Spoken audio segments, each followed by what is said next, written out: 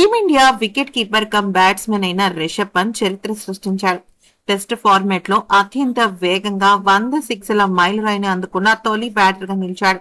అంతేకాదు సుదీర్ఘ ఫార్మాట్ లో 100 సిక్స్లు బాదిన తొలి భారత బ్యాటర్ గా కూడా చరిత్రకెక్కాడు. శ్రీలంకతో గాలే వేదికగా జరుగుతున్న తొలి టెస్ట్ రెండో ఇన్నింగ్స్ లో లహీరు కుమార బౌలింగ్ లో సిక్స్ బాది ఈ ఫీట్ సాధించాడు.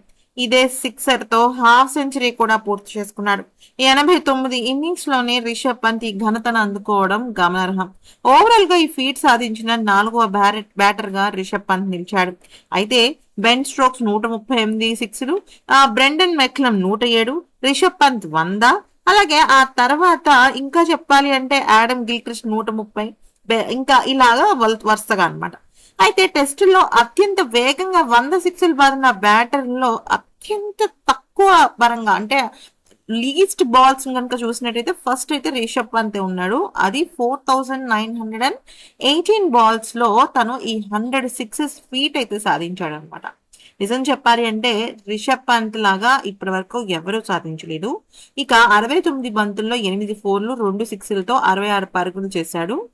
రెండవ ఇన్నింగ్స్ లో 48.5 ఓవర్లో 193 పరుగులకు ఆల్అౌట్ అయిన మన భారత జట్టు దానిలో కీలకమైన భాగస్వామ్యం మన రిషబ్ పంత్తే జరిగిందనమాట.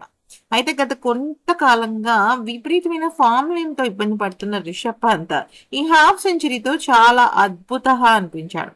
ఈ వీడియో కనుక నచ్చితే లైక్ చేసి సబ్స్క్రైబ్ చేసుకోండి.